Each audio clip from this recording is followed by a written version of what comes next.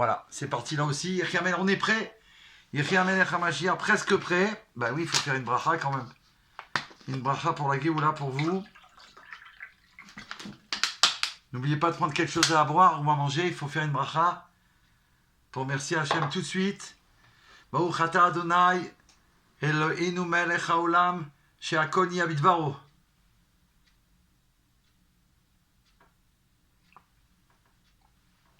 Ah bah c'est gentil Dominique. J'aimerais bien savoir comment vous me voyez. C'est intéressant.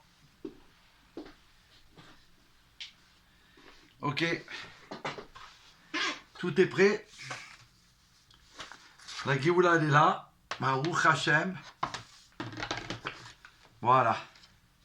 Donc écoutez, un Pessar exceptionnel, sorti d'Égypte. J'espère que c'est la dernière fois et que c'est la première qu'on est rentré en Géoula, mais cette fois pour l'éternité. La délivrance des enfants d'Israël et du monde entier par tout ce qui a été fait dans le monde aujourd'hui. Quelque chose d'incroyable, des miracles et des merveilles qu'on ne peut même plus écrire, comme le Rabbi a fait savoir lors de la venue de Mashiach un instant avant. Les miracles seront tellement immenses et merveilleux. Et en plus, on viendra pour raconter un miracle, comme souvent je fais. Et entre-temps que je veux raconter un miracle qu'il y a eu, il y en a eu déjà plein d'autres qui sont arrivés.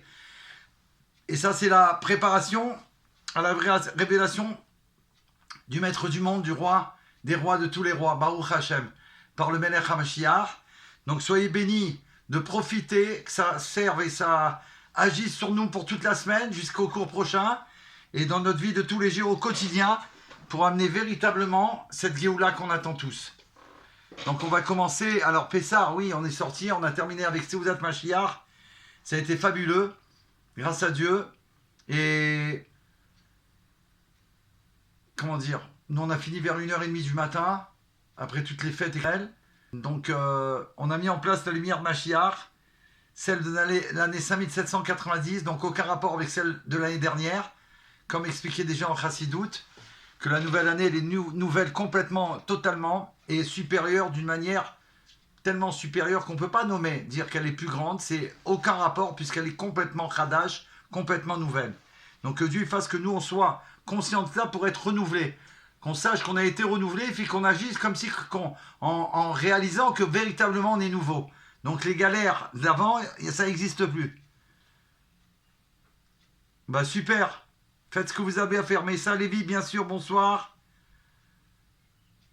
Ah ouais, toujours, toujours. Toujours de vous retrouver en live, parce qu'en live c'est spécial, on a l'impression d'être ensemble. Et chacun il est dans son endroit et pourtant on a l'impression d'être ensemble. J'espère qu'on aura le mérite de se retrouver ensemble à un grand Fabringen avec tous les Bnei Noirs. C'est aussi un rêve que j'ai. On a déjà fait avec toute l'équipe de la Géoula plusieurs. Des restaurants extraordinaires, des Fabringen extraordinaires ensemble. J'espère que ça va se faire très rapidement. Amen. On y va, on commence. Donc, puisque ce soir, c'est pas encore maintenant, on est le 27 Nissan. La veille de la célèbre date 28 Nissan, où le Rabbi a fait trembler tout le monde Lubavitch dans le monde entier, mais ça a déclenché sur quelque chose d'extraordinaire, de révolutionnaire, puisque c'est là qu'a commencé à démarrer la conférence, la campagne de Mashiach dans le monde, d'une manière officielle. C'est-à-dire que le 28 Nissan 1991, là on est en 2026, donc faites le calcul s'il vous plaît. Je pense que Serge il est assez rapide pour nous transmettre. Qu'est-ce qui se passe? Le Rabbi fait trembler le monde Lubavitch, qui va faire trembler le monde entier en faisant savoir que si il y avait eu 10 juifs à ce moment-là qui avaient demandé sincèrement, poussé un cri sincère au maître du monde, le Rabbi a précisé, pas simplement parce qu'on a demandé de crier alors ils crient, c'est-à-dire être comme des perroquets on va dire, entre parenthèses, alors le Rabbi a fait savoir que Mashiach aurait été là depuis déjà longtemps. Donc ce qui veut dire que ça aurait évité toutes les catastrophes mondiales. 35 ans, merci Serdival, je savais que ça allait être rapide. Baruch Hashem, c'est incroyable. À ma taille. Donc ce discours, c'est ce soir, dans la nuit, que le Rabbi l'a fait suite à cela.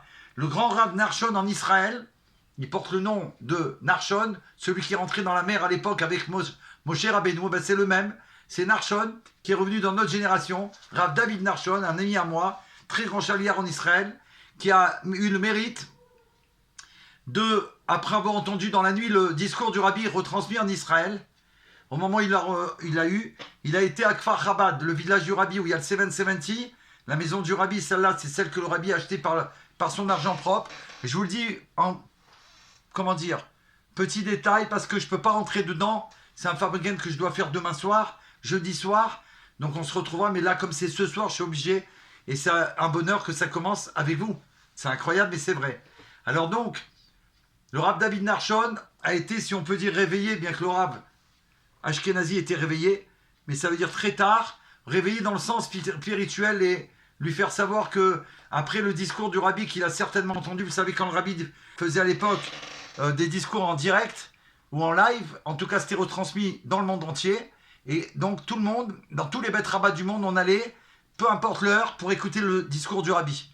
À l'époque, ça se faisait avec un téléphone tout simplement, et on retransmettait aux gens qui étaient là dans la salle, et incroyable. Comme la préhistoire de la Géoula. Et donc, il a fait savoir au Rav Ashkenazi, c'est l'autorité suprême en Israël du Mont Chabad, à cette époque. Il a fait savoir bienvenue à Jacqueline, et un grand bonjour à tous les enfants de la famille Mathieu. Merci, merveilleux. Ce serait bien qu'on fasse un petit coucou si quelqu'un il peut prendre le téléphone, d'envoyer un message, à Jean-Charles. J'ai envoyé un message, mais il faut réveiller les gens. Et aussi à la famille Leiva, si c'est possible. Parce qu'en général, ils sont là. Donc là, je ne les vois pas encore. Ah si, Mérida erreur. Ça m'étonnait. Pascal Leiva, bonjour à toute la famille Leiva. Ça m'étonnait. Mais maintenant, j'ai 3 écrans, donc je ne sais plus où mettre la tête. Donc qu'est-ce qui se passe? Il a été le réveiller pour lui faire savoir. Vous avez entendu le discours du Rabbi? Alors, selon la Torah, est-ce que le Rabbi est le Mashiach? Oui ou non? Vous êtes un Dayan, vous êtes un juge. Vous devez statuer. Il a statué immédiatement que oui, le Rabbi c'est le Mashiach. Ils ont établi un psak-din, un décret rabbinique. Ils ont été avec d'autres rabbinim, très peu au début. Et là, avec ce psak-din, ce décret rabbinique officiel pour la première fois fait dans le monde, dans notre génération, il a été tout de suite à New York, le Rav David Nachshon avec son ami, le chassid David Tob, mon ami, Baruch Hashem, celui qui a fait la mine de diamant du Rabbi, grâce à Dieu, grâce au Rabbi, par la prophétie du Rabbi. Et en tout cas, il a été tout de suite à New York, vous comprenez? Et en allant chez le Rabbi, il a été pour dire au Rabbi que voilà, c'est établi un psak-din, un décret rabbinique le concernant, pour reconnaître la messianité du Rabbi selon la Torah, selon le Rambam bien évidemment, qui est celui qui est... Il n'y a personne au-dessus de lui concernant la loi sur Mashiach. Et donc, ils ont attendu plusieurs jours, je crois qu'ils sont envoyés le jeudi, avec le décalage horaire. C'était une vraie course. Il a fallu attendre pour que le Rabbi, est-ce qu'il va accepter ou pas? Ils n'ont pas su jusqu'au moment du Fabringen du Shabbat. Très anxieux, il a dit Rabbi David Nachshon, de savoir que peut-être le Rabbi n'a pas accepté. Et il était dans un état terrible. Ça, c'est officiel ce que j'ai entendu de sa bouche. Et grâce à Dieu au dernier instant, ils ont appelé le Rav David Nachshon pour qu'il vienne annoncer devant tous les gens qu'a été statué, et devant le Rabbi qui a acquiescé, qui a accepté d'être reconnu comme le roi Mashiach. Cette date, c'est ce soir. Et on est en préparation à cette date qui a fait trembler le monde entier. Donc ce cri du Rabbi a déclenché le cri chez nous pour déclencher la Géoula. Tout de suite, avec cette bracha immense, on peut commencer. Et j'espère que vous allez, intérioriser ce message. Pourquoi? Parce que ça change tout. Ça change tout, mais ça, il faudra suivre le Fabringen de jeudi, si vous pouvez, pour bien comprendre le fonctionnement, pourquoi ça a tout changé. D'accord? On peut donner un exemple. Par rapport au monde. D'accord? Mais quand même, et on précise, aucun rapport, les Abdil Banadavot, ça veut dire à l'infini, aucun rapport. Mais, à peine. Nouveau président de la République, on va dire des États-Unis, je préfère, puisque grâce à Dieu, ils ont accepté les 7 lois de l'océan américain. Donc aux États-Unis, nouveau président. Avant ce président, il y avait tout au nom du président d'avant. Nouveau président arrive, on change tous les papiers. C'est pas le papier on raye, on met entre parenthèses, c'est tout nouveau.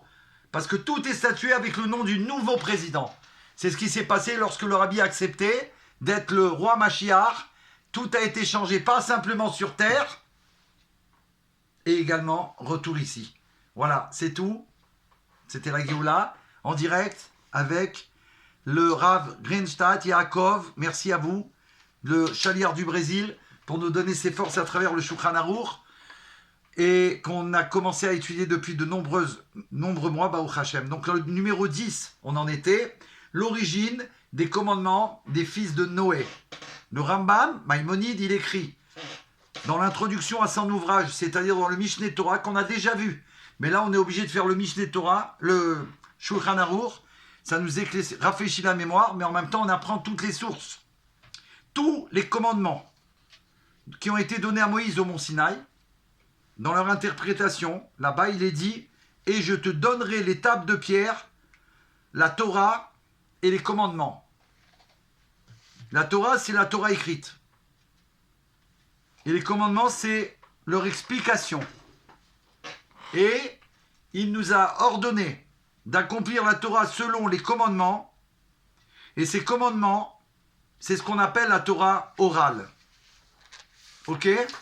Ensuite, toute la Torah, Moïse, Moshe Rabbeinu, Moïse notre maître l'a écrite avant sa mort, de sa propre main. Il a donné un livre à chaque tribu, un Sefer Torah chacun. Et un livre, il a placé dans l'arche sainte pour toujours. C'est-à-dire qu'il a écrit 13 livres de la Torah, 13 Sifrei Torah, d'accord ? Un pour chaque tribu, un qui a été caché dans l'Arche Sainte, qui est jusqu'à aujourd'hui, dans le Beth Amikdash caché qu'on va retrouver. C'est une preuve aussi, quand il y aura la Géoula, que tout ça a été vrai, bien qu'on le sait, mais il y a besoin de preuves dans le monde, avec les nations du monde en général, mais c'est comme ça, c'est la loi, donc on accepte. Comme il est dit, et aussi un Sefer Torah pour lui qui devait avoir personnellement Moïse tout le temps avec lui.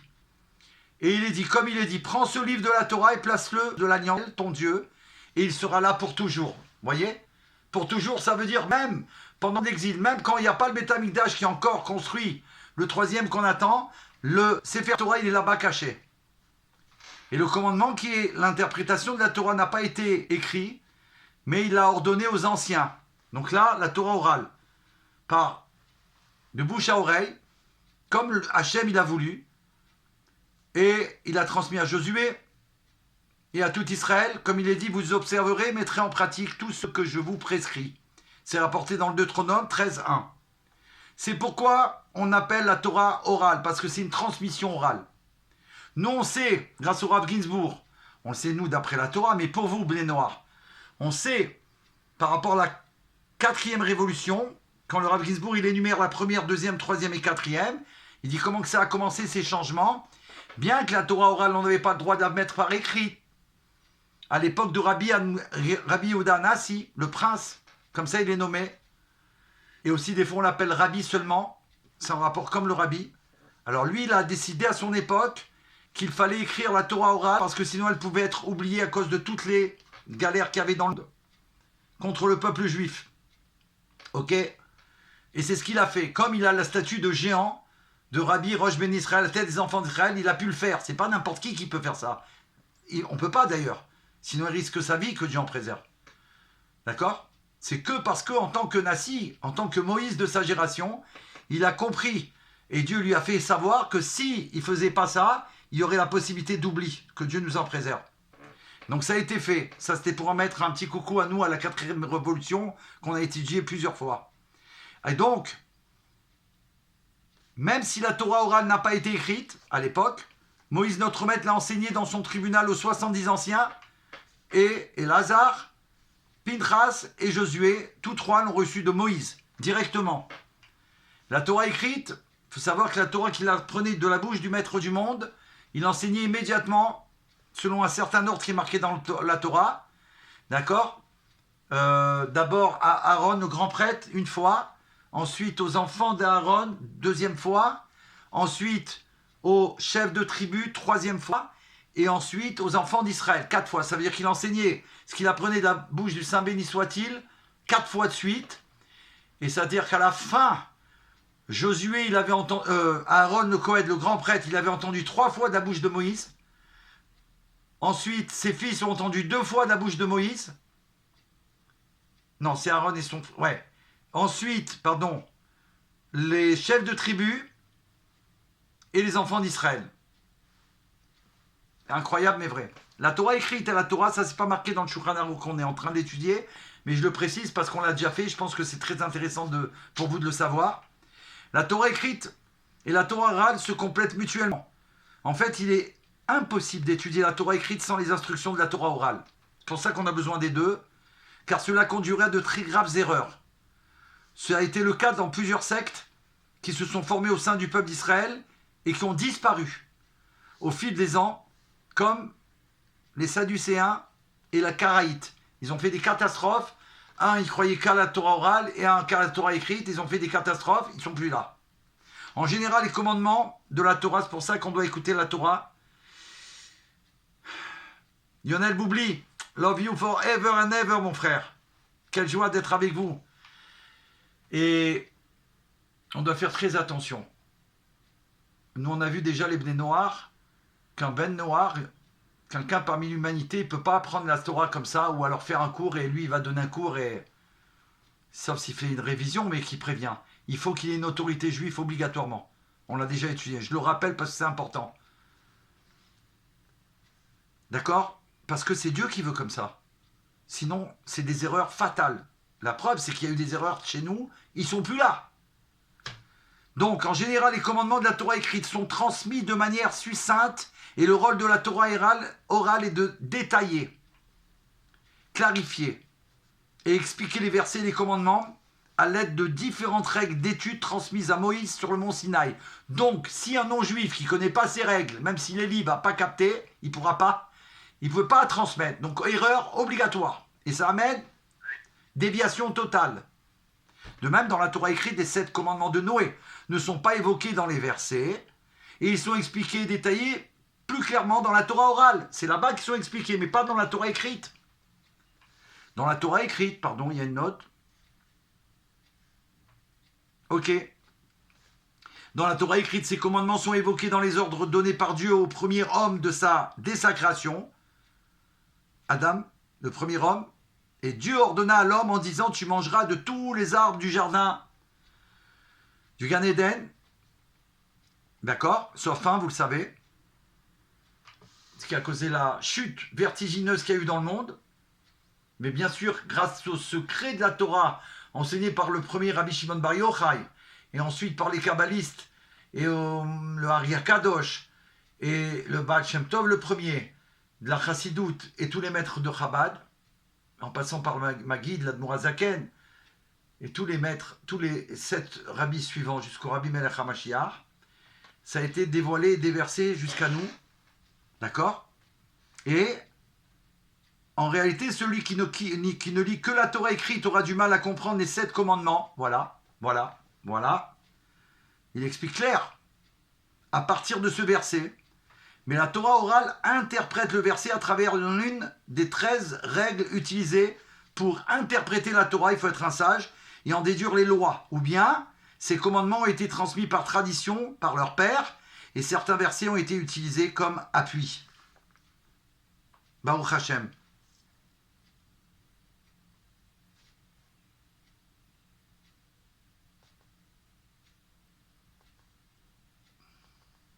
Ok.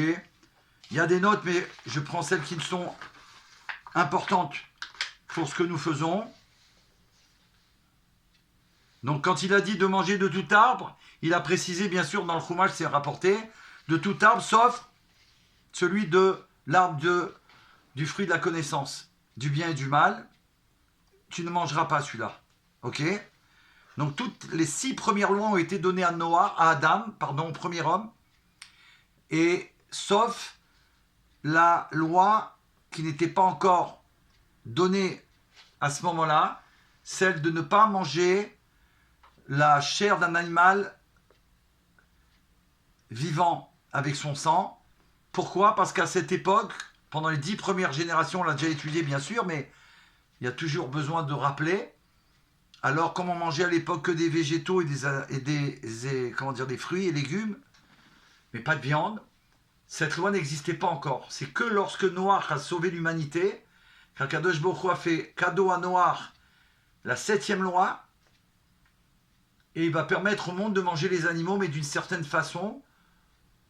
On ne peut pas battre et tuer des animaux comme ça et les manger, c'est interdit. C'est Even Minachai, la 7e loi de Noé, et du coup elles porteront son nom pour toujours à Noé, puisqu'il a été le vecteur de sauver l'humanité. Voilà, comme on l'a déjà étudié. Mais là on est obligé de le rappeler par rapport à où on en est. Ok? Donc,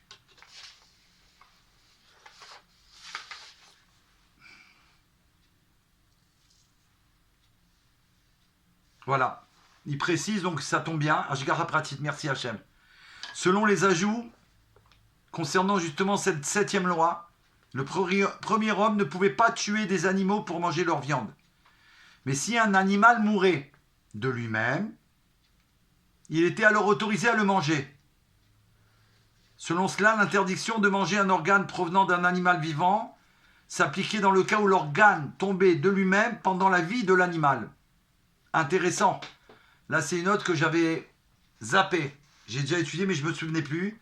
Formidable. Donc, vous voyez qu'il faut aller dans les détails. Dieu il nous aide. Quand on veut percer, alors Hachem, il est toujours là. Comme le Rabbi l'enseigne, le roi Mashiach, celui qui veut se purifier, Hachem, il aide à se purifier. C'est trop beau. Ça veut dire que là, il nous dit, on n'avait pas le droit de manger des animaux parce qu'on ne pouvait pas les tuer. Mais si un animal, il mourait de lui-même, alors il est mort, il est là, on avait le droit de le manger. Ils avaient le droit de le manger. Par contre, il dit, si le membre d'un animal, de lui-même, il tombait, à ce moment-là, et que leur animal restait vivant, selon cela, l'interdiction de manger un organe provenant d'un animal vivant s'appliquait dans le cas où l'organe tombait de lui-même pendant la vie de l'animal. Donc apparemment, c'était interdit s'il y avait un membre d'un animal qui tombait de lui-même, là, ils n'avaient pas le droit de le consommer, bien que ce n'était pas encore en vigueur. Selon Maïmonide, l'homme a reçu 6 commandements, ce qu'on a dit avant, et le 7e lui a été donné après le déluge. Mais vous ne mangerez pas de chair avec son sang. Ça, c'est selon Maïmonide, donc ça tient la route. C'est ce qu'on a dit et enseigné. Ok.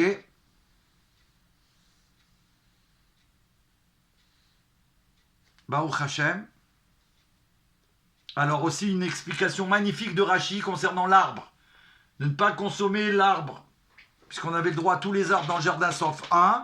Et là, Rashi explique, vous allez être émerveillés, de tout arbre du jardin et non pas voler, car il est nécessaire de le laisser et de lui abandonner les arbres du jardin qui ne sont pas abandonnés, ça c'est interdit. Donc si c'est quelque chose qui est volé, on n'a pas le droit de le prendre. Ça ne nous appartient pas. Et Rachid explique, tu mangeras ce qui est prêt à être mangé, et tu ne mangeras pas un membre d'un animal vivant, car un animal vivant n'est pas destiné à être mangé, mais un animal vivant est destiné à mettre bas. Merci Hachem pour ces merveilles. On avance dans les détails des détails. Et voilà, c'est la fin du 10e chapitre qu'on a fait et finalisé ensemble. Que Dieu soit béni, que vous soyez bénis de vivre la Géoula. Mais là, il faut revoir un peu parce que là, on a soif. Tellement soif de Géoula que c'est pour ça qu'à chaque fois que je fais cours avec vous, j'ai soif. Tout le temps. Magnifique. Alors, on va voir les commentaires Tov. Donc, à partir de jeudi, B'ezrat Hashem. Mais ce soir, on peut commencer.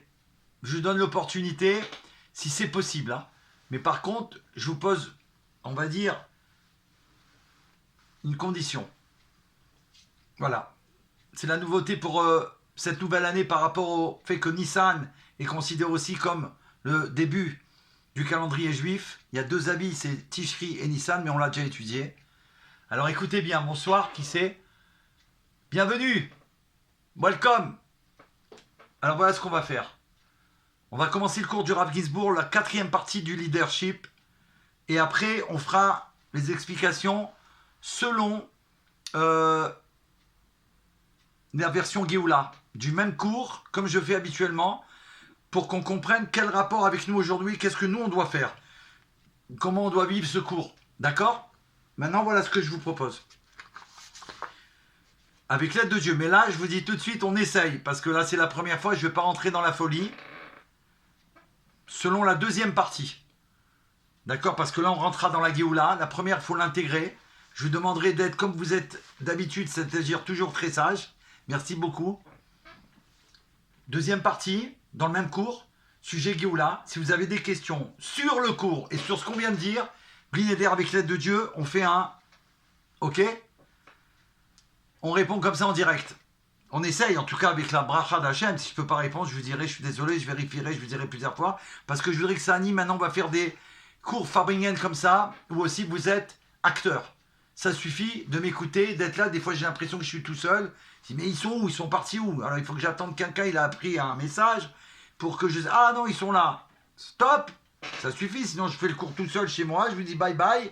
Et je vais rester en solo. Hein, et on fait... Ok, Rabbi Betsen, Rabbanit, Riza, la Kadosh. On fait le cours ensemble et puis c'est tout. Qu'est-ce que je fais? Ils sont là et je ne sais pas, moi. On leur fait confiance, ils vont participer. Allez, on y va. Echia Meler. Donc, quatrième partie, il y a 5 parties de ce cours géant que Baruch Hashem, avec la grâce de Dieu, il va profiter à quelqu'un qui en a besoin. Eliyahu, waouh, waouh, waouh, waouh, waouh, waouh, waouh, waouh. Eh ben, j'espère que tu nous as languis comme nous on t'a langui. Quel bonheur, Antoinette Cole, bienvenue, coucou. Sabine Meloul, bienvenue, merci de faire un coucou à Levana. Je ne t'ai pas vu encore. Sabine Meloul, s'il vous plaît, appelez Levana. Et aussi, Dvoraléa, je n'ai pas compris. Mais attention, s'ils sont quelque part, il n'y a pas de problème. Mais au moins leur rappeler qu'on les attend même 7 minutes 70. Yechia Meler. Et Levana, elle s'était engagée à partager. Et depuis qu'elle s'est engagée, elle n'est plus là. Admatai. Ok, Yechia Meler. Il faut remettre les pendules à l'heure de la Géoula, le Rabbi me l'a dit. Donc je me permets de le faire, mais toujours avec amour et avec bonté et gentillesse. Goodness and kindness. Les 5 dynamiques du leadership, 4e partie, la compassion. Il faut avoir de la compassion pour chacun de vous, chacun de nous.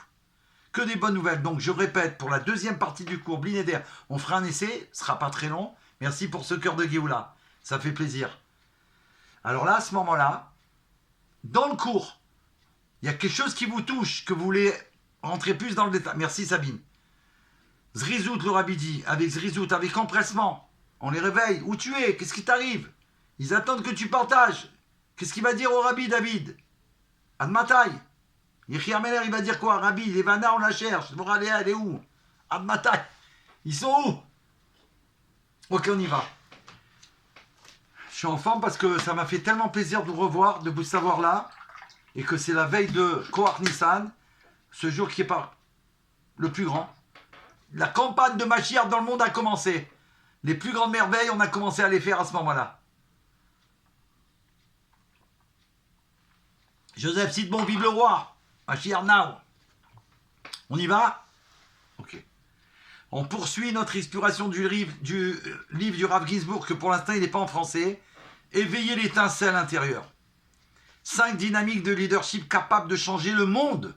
Vous comprenez pourquoi ce qu'on a fait, il faut les reprendre et les réétudier comme certains qui le font. Un peu moins qu'avant, mais ils le font. Mais c'est important, ça change le monde. Et le monde, c'est qui? C'est toi. C'est toi, c'est toi. Chacun, il est un monde. Donc il faut se changer. Pour pouvoir changer les autres, il faut se changer. Alors on y va. Après avoir abordé la vision globale du leadership et les 2 premières dynamiques, à savoir l'art du compromis, le premier qu'on a fait, la quête de l'harmonie, nous nous intéresserons maintenant à la 3e, le pouvoir de la compassion. La compassion inspire les autres à diriger avec compassion. Comme le Rabbi Melech HaMashiach, qui est l'exemple vivant de ce qu'il nous transmet à travers le Rav Ginsburg. Le pouvoir de la compassion pour inspirer. Poursuivant notre exploration des 5 dynamiques. J'ai besoin de faire un essai. Non, voilà, c'était juste là alors. Ah ouais, je ne la voyais pas là. Et là, elle n'y est pas. Et là, magnifique. On y va. Donc, poursuivons notre exploration des 5 dynamiques du leadership capable de transformer le monde. Comment transformer le monde, notre monde? Quelle joie de pouvoir se transformer. C'est de la folie.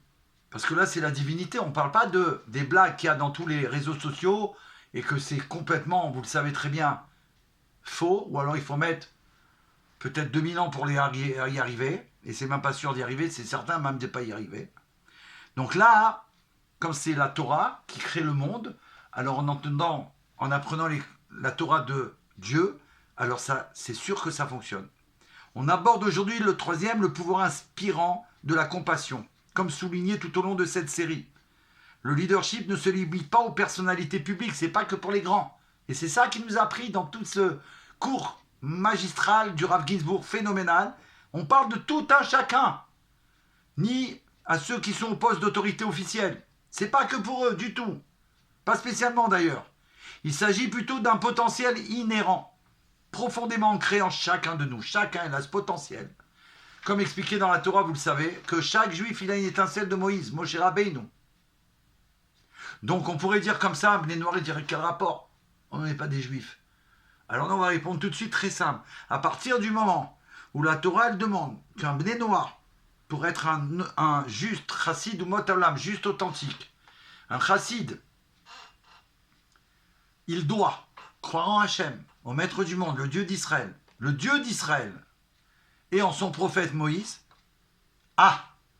Le fait d'être attaché à Dieu et à son prophète Moïse dans notre génération, le Rabbi, alors là on a un rapport justement avec le leadership, et même un Bné Noir, il peut devenir un leader plus que ça. David, on leur dit, il doit devenir un leader. C'est pas il peut, il doit. Donc chaque personne dans sa sphère d'influence, famille, communauté, lieu de travail ou société en général, possède le potentiel de diriger, d'orienter et d'élever les autres. On n'est là pas pour les Chasvé Shalom, on a dit avec compassion, pour élever les autres. On ne peut pas les laisser comme ça. Le leadership repose fondamentalement sur la capacité d'influencer positivement autrui. Or, cette capacité d'inspirer ne s'acquiert pas artificiellement. Elle émerge naturellement de notre état intérieur. Ce n'est que lorsque l'inspiration est vivante en nous qu'elle peut rayonner et éveiller ce même potentiel chez les autres. On veut ressembler à quelqu'un qui rayonne, qui brille, qui est rempli d'énergie, qui est rempli de bonté, de générosité, de gentillesse. La compassion joue un rôle essentiel dans ce processus. C'est elle qui nous permet de voir au-delà des apparences et de dépasser les limites d'un jugement hâtif envers autrui. C'est-à-dire que là, je ne vais plus regarder le corps, le gouffre qui se présente devant moi, je vais aller au-delà de ça. L'âme, l'étincelle divine qui le fait vivre. Et là, ça change tout.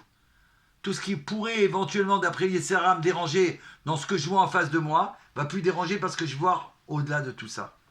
Voir le monde avec compassion, c'est reconnaître que sous chaque apparence extérieure réside une étincelle de vie divine, claire, nette et précis.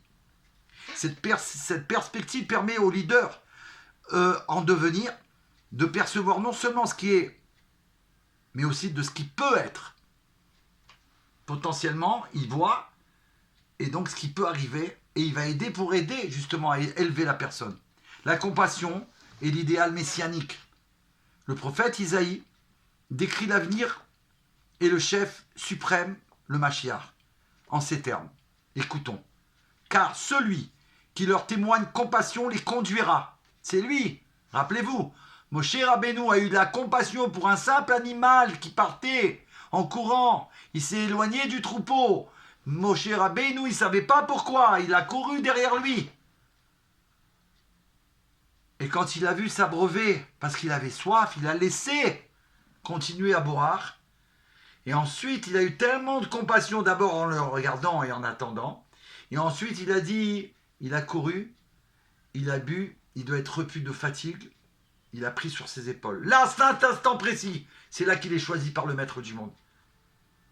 Toi qui as de la compassion pour un simple animal, tu vas être le berger fidèle de mon troupeau, les enfants d'Israël.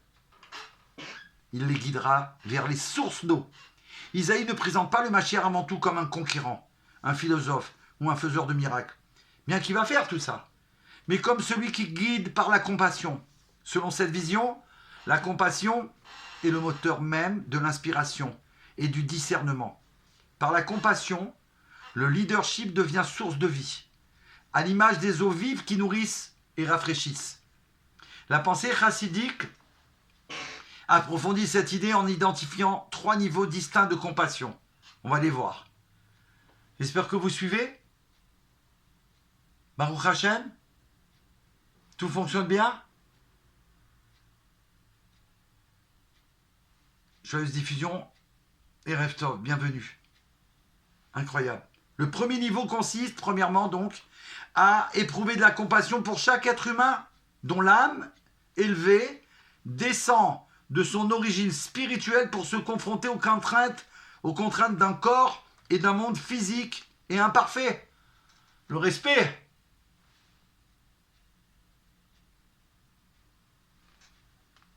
D'accord? Il vient d'en haut. Il vient dans un corps, une lutte terrible, dans un corps, une prison, emprisonné. Avoir de la compassion. La simple reconnaissance de ce fait devrait susciter la compassion envers soi-même et envers autrui. Aussi avoir de la compassion pour soi, c'est-à-dire pour l'âme qui est enfermée dans moi. Et pitié d'elle, donne-lui à manger. La bonne nourriture, c'est laquelle? Celle qui est dans la Torah. La simple reconnaissance de ce fait suscite la compassion en raison du défi que représente l'existence dans les limites, la lutte et la dissimulation. Ça, c'est le premier niveau. C'est clair? C'est incroyable. En ayant de la compassion pour quelqu'un, automatiquement, tu vas avoir de la compassion pour toi-même et donc de ne pas t'oublier. Second niveau est la compassion vers le peuple d'Israël. Eh oui, humanité. Eh oui, enfin de ma taille. Jusqu'à quand? C'est pas possible. Cette compassion découle non seulement d'une identité partagée, mais aussi d'une prise de conscience honnête, d'une histoire marquée par des siècles de persécution, ad mataï, de déplacement et de souffrance. Enfin, il y a la compassion pour le Créateur lui-même et l'exil de la Shrina. La présence divine est en exil, on doit avoir de la compassion pour qu'enfin Mashiach, on fasse tout pour le faire se dévoiler, révéler, pour qu'enfin puisse Hachem diriger, être le roi du monde, le roi des rois, de tous les rois, enfin obéir par toutes les nations du monde, pour le monde entier. La présence divine, c'est la Shrina, elle est en exil, elle souffre pour nous. La tradition juive évoque la douleur que Dieu éprouve en voyant le monde qu'il a créé pour l'harmonie et l'unité, et qui au contraire est fragmenté et désorganisé. Il souffre, Hachem, il n'en peut plus. Ressentir une telle compassion, c'est aligner son cœur sur la volonté et le dessein divin et aspirer à la guérison de toute la création. Voilà ce que nous avons le mérite de pouvoir réaliser. La guérison de toute la création. Quel challenge et quelle merveille que ça a été donné à la dernière génération. Avant, ils ont essayé, ils n'ont pas réalisé, ils n'ont pas pu. Et ils n'avaient pas tous les outils que nous avons, nous. Chaque niveau de compassion suscite une réponse divine correspondante à mesure qu'une personne développe et affine sa compassion. Plus on a de la compassion, et plus ça se développe une plus grande compassion, à la fois envers eux, et envers nous-mêmes, et envers Hachem. Dieu lui accorde une inspiration. On a un cadeau. Plus tu as de la compassion, et plus Hachem, il t'inspire. Et il t'accorde une inspiration plus profonde, et une plus grande capacité. Oh là là. Alors. Il faut que je retrouve un instant, pardon. Je vais terminer la phrase. Et une plus grande capacité d'agir concrètement pour améliorer le monde. Donc, Dieu, après, il nous vient en aide, il nous inspire. Pour trouver comment, avec plus de détails, il nous inspire comment pouvoir aider le monde d'une manière la mieux, la plus vraie, la plus... comme un laser, à la perfection. Je reviens tout de suite. J'ai le nom d'une personne que je dois mentionner. Et j'ai dû faire... Ouais, j'ai dû le mettre là, alors, peut-être.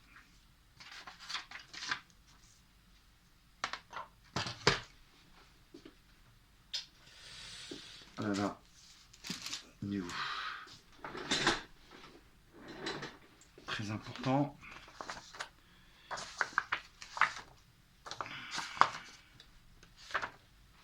Je suis obligé de voir là s'il n'est pas tombé parce que je l'avais dans les mains en montant.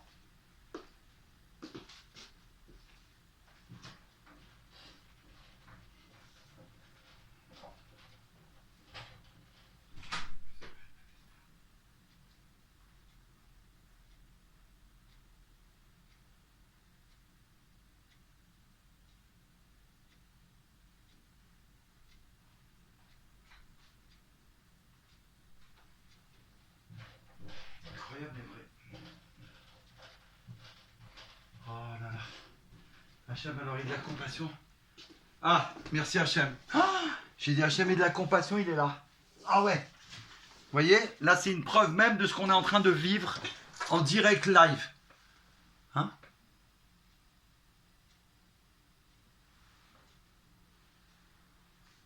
En général, on annonce que les bonnes nouvelles, Rivka, c'est important. Donc, Baruch Hachem, il faut savoir son nom. Ok, merci beaucoup. J'ai besoin de son nom, une bracha pour dédier le cours à Bernard Prosper Ben Esther. Hachem, il vient d'avoir de la compassion parce que j'ai promis à mon fils qui m'a appelé juste avant le cours pour mentionner son nom. Incroyable. Donc, Baruch Hachem, le nom du Rav, vous pouvez le rappeler parce que j'ai pas eu le temps de le lire et c'est parti votre message, Rivka. Est-ce que c'est possible d'avoir son nom? Qu'on entende des bonnes nouvelles pour l'élévation de son âme immédiatement et pour la Géoula Missid Vashlema. Donc quand vous remarquerez le nom, ou sinon là-bas sur... là, je ne peux pas le voir si vous ne le marquez pas. En tout cas, on a eu un exemple vivant de compassion. J'étais en train d'expliquer ce qu'il explique le Rav Ginsburg. Alors, Rav Eliyahu Abitbol, ok, aussi on lui dédie le cours à tous ceux qui ont besoin d'être associés pour la Géoula. Ok, qu'on retrouve immédiatement. Donc, on a eu cette compassion immédiatement. Et Baruch Hashem, Hashem nous a montré que voilà, il était là. Baruch Hashem. Compassion et altruisme unis. Moshe Rabbeinu. La tradition juive enseigne que l'âme de Moïse réapparaît dans l'âme du Mashiach. Il va se retrouver directement dans l'âme de Mashiach. Là, c'est comme ça. Voilà. Donc, on sait que Mashiach, il va avoir en lui l'âme de Moïse, Moshe Rabbeinu. Le Rav Ginsburg, il avait fait une conférence à Paris où il avait dit que aussi, le corps, il va être fait par le roi David. Ça va être une réincarnation aussi. C'est-à-dire que Mashiach, il a en lui Moïse et David Améler. La tradition juive enseigne que l'âme de Moïse réapparaît dans l'âme du Mashiach. Il est le premier rédempteur, il sera le dernier. La vie de Moïse sert de modèle vivant, de leadership enraciné dans la compassion. Que de la compassion pour tous les enfants d'Israël non-stop, comme jamais il y a eu dans l'histoire du monde. Chaque Moïse dans sa génération, et la réincarnation, pas la réincarnation, pardon, c'est pas ce mot qui est rapporté dans la Torah, et l'extension du premier Moïse, pour toujours. Sa compassion, et là il nous rapporte plus que ça, il nous dit dans le dernier, il sera son âme. Sa compassion est manifeste dès le début. Bien qu'élevé comme un prince d'Égypte, Moïse sacrifie sa position privilégiée pour défendre un juif brutalement battu par un contremaître égyptien. Compassion terrible, alors qu'il risque sa vie. Cet acte de courage moral le contraint à l'exil, mais il révèle l'essence même de son leadership. C'est là où il révèle qui il est, le défenseur du peuple juif, le berger d'Israël, le libérateur. L'incapacité de rester indifférent face à la souffrance. Peu après, Moïse intervient de nouveau, cette fois en faveur de femmes sans défense, harcelées par des bergers près d'un puits. Une fois encore, sa compassion s'exprime par une action décisive, sans aucun souci de profit personnel ni de reconnaissance. Un beau midrash rapporte, il décrit comment Moïse court après un agneau qui s'est échappé, il le trouve en train de boire, et une petite crevasse dans un rocher il se reproche de ne pas avoir suffisamment nourri les brebis. Il prend l'agneau épuisé sur son épaule pour le ramener au troupeau. Dieu, qui observe cette scène, déclare: voici le berger que je veux pour mon troupeau, le peuple d'Israël. Je l'avais dit avant, mais voilà. Durant les 40 années passées dans le désert, Moïse se dresse sans cesse comme le défenseur du peuple juif, devant le maître du monde. À maintes reprises, il intercède auprès de Dieu, suite à des épisodes de plainte, de rébellion et de faiblesse spirituelle. Son leadership se caractérise non par un tempérament dominateur, mais par la compassion et la prise en charge des plus faibles, sans arrêt, non-stop, toujours, constamment, à jamais pour l'éternité. Plus encore que sa compassion et le sens de l'altruisme de Moïse. La Torah elle-même en témoigne. Moïse était un homme extrêmement humble, plus que tout autre homme sur la face de la terre. Il n'y a pas comme Moïse. Celui qui va le rapprocher le plus, c'est Moshe Rabbeinu. C'est le Rabbi, puisqu'il va l'avoir en lui en tant qu'âme. Et la Torah, elle précise aussi qu'il se rapproche de lui, et aussi, puisqu'il est Mashiach et ce sera un plus. L'humilité et la compassion forment ensemble. Ben oui, puisque le Mashiach, il va avoir de la compassion aussi pour toutes les nations du monde. Chacun d'eux. Chacun d'entre vous. Chacun. C'est un truc de fou. Donc, Moïse était un homme extrêmement humble, plus que tout homme sur la face de la terre. L'humilité et la compassion forment ensemble le fondement d'un leadership authentique. Donc quoi? Humilité et compassion. Si le Mashiach incarne l'humilité, Isaïe souligne que la compassion sera son trait le plus caractéristique, s'étendant non seulement à Israël, mais finalement à toute l'humanité. Voilà, la réponse tamponnée signée par Rav Ginsburg. La compassion comme action. Dans la pensée juive, la compassion ne se limite jamais à un simple sentiment. La véritable compassion, les amis, exige des actes. Rabbi Eliezer, sage du IIe siècle, enseignait qu'il convient d'accomplir un acte de compassion avant de se tourner vers Dieu dans la prière. Lui-même donnait à l'aumône à une personne dans le besoin avant de prier chaque matin.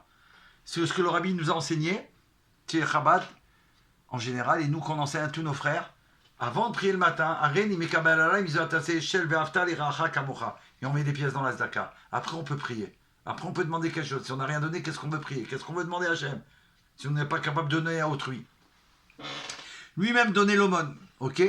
Cette approche fut accentuée et développée par le Baal Shem Tov et ses disciples. Il a enseigné que servir Dieu est indissociable du souci du prochain. Indissociable.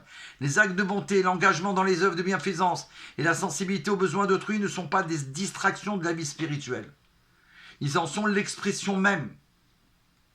Et chez nous, c'est répandu du matin au soir non-stop, constamment. Dans le monde entier, la compassion internationale, mondiale. Ce fut une véritable révolution pour les maîtres spirituels qui, jusqu'alors, considéraient la quête solitaire, voire hermétique de la spiritualité loin des foules, comme l'apogée du développement religieux. Le Baal Shem Tov, quand il arrivait, il a révolutionné le monde. Le Baal Shem Tov enseignait à ses grands maîtres spirituels à recentrer leur énergie, non plus sur leur propre relation avec Dieu, mais sur le bien-être d'autrui. S'occuper des autres, et là on est assuré qu'Hachem s'occupe de moi, de toi. D'abord, leurs besoins matériels, et seulement ensuite leur élévation spirituelle. Ça c'est le principe premier que j'ai appris du Baal Shem Tov HaKadosh, qui m'a enthousiasmé au point de devenir fou d'amour pour lui, quand j'étais jeune, enfant. C'est que j'avais appris que le Baal Shem Tov, quand il allait dans les villages, qu'est-ce qu'il faisait? Il s'occupait de leurs besoins matériels. Incroyable mais vrai. Il ne leur enseignait pas des cours. Qu'est-ce que tu as besoin? Te marier, un travail, des enfants. Il s'occupait de leur apporter par ses bénédictions ce qu'ils avaient besoin. Une fois qu'ils avaient reçu ce qu'eux, ils avaient besoin, eux-mêmes, ils venaient réclamer au Baal Shem Tov, enseigne-moi la Torah. Enseigne-moi tes histoires, enseigne-moi tes merveilles.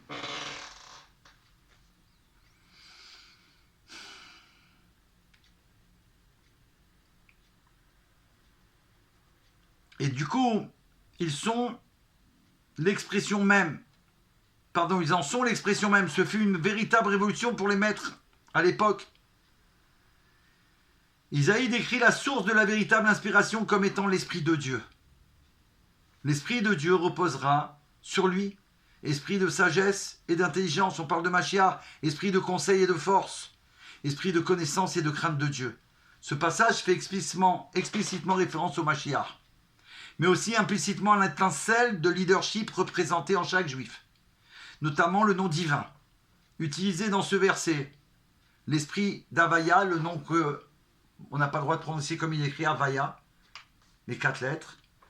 Et Havaya, le nom de 4 lettres, le tétragramme que la Kabbale identifie comme le nom de la compassion, c'est-à-dire le nom de Dieu qui représente sa compassion. Ceci révèle une fois de plus un lien profond entre l'inspiration divine et la compassion. Auparavant, on a vu comment Isaïe identifie le Mashiach et la compassion. Et ici, comme le destinataire de l'inspiration divine. Là où la compassion est cultivée, l'inspiration suit naturellement. On a des cadeaux d'Hachem et on est inspiré divinement. Le développement d'un leadership empreinte donc compassion. Donc quelqu'un qui veut devenir un leadership de sa famille, de ses amis, de son travail, plus il aura de la compassion pour eux, et plus il va être inspiré pour pouvoir leur amener plus de compassion et pour les aider à s'élever et s'élever donc lui-même. Le développement d'un leadership empreint de compassion. L'importance de la compassion est illustrée de façon éloquente par la figure de Noé. Eh oui, les enfants de Noé, ça vous concerne. Ça nous concerne de savoir ce qu'il a fait. Bien que décrit comme un tzaddik, un homme juste, il est critiqué par les sages et les commentateurs ultérieurs pour ne pas avoir imploré la compassion de Dieu en faveur de sa génération. Eh oui, eh oui. Le Zohar rapporte que lorsque Noé sort de l'arche et contemple la dévastation causée par le déluge, alors là, il remet en question la justice divine. Dieu lui répond en le traitant de berger insensé. Waouh, waouh, waouh, waouh, waouh, waouh. Le réprimandant de ne pas avoir imploré la miséricorde divine, tant qu'il était encore temps. En réalité, Dieu avait retardé le déluge à plusieurs reprises, offrant ainsi à Noé de nombreuses occasions de supplier Dieu pour sa miséricorde. Les sages débattent de la question de savoir si Noé, s'il avait vécu à l'époque d'Abraham, aurait été plus ou moins juste que les hommes de sa génération. Certains, parmi les sages, estiment que s'il avait vécu à l'époque d'Abraham, l'exemple de ce dernier aurait été incité à se surpasser. D'autres affirment en revanche qu'il n'était qualifié de juste qu'en comparaison avec sa génération perverse, et que s'il avait vécu à l'époque d'Abraham, il aurait été considéré comme tout à fait ordinaire. Incroyable mais vrai. La comparaison avec Abraham est intentionnelle. Lorsque Dieu informe Abraham de la destruction imminente de Sodome, Abraham plaide aussitôt en faveur de ses habitants. Bien. Et il négocie avec persévérance pour les sauver, malgré leur mauvaise mœurs. Que seul Lot et ses fils soient finalement épargnés de cette lignée d'où va émerger Ruth, le roi David, et finalement le Mashiach, de ce qui s'est passé grâce à Abraham Avinu, qui a plaidé, bien qu'ils étaient complètement corrompus, va arriver et réussir à faire sortir Lot et ses deux filles, sa femme aussi, qui n'a pas écouté l'ordre de Dieu, elle a disparu, transformée en statue de sel, et Baruch Hashem de ce qui va se passer, bien qu'apparemment c'est quelque chose qui est interdit, mais en vérité complètement cachère, puisqu'à ce moment-là, les deux filles de Lot pensent que c'est comme à l'époque de Noé, qu'il n'y a plus personne sur la terre, il n'y a plus personne, et qu'elles décident de faire ce qu'elles ont à faire pour mettre au monde des enfants. La preuve que c'est cachère, la Maïdrin, même que ça apparaît par le contraire. Là-bas, c'est expliqué dans la Chassidut Rabat que c'est que pour ruser contre le contraire de Mashiach. Je ne veux pas dire son nom parce qu'il ne faut même pas en parler. Celui qui supporte pas le Mashiach. Celui qui va libérer non seulement le peuple juif et le monde entier. Celui qui est contre Dieu. À ce niveau-là, contre Mashiach. Parce que son travail sera terminé. D'accord ?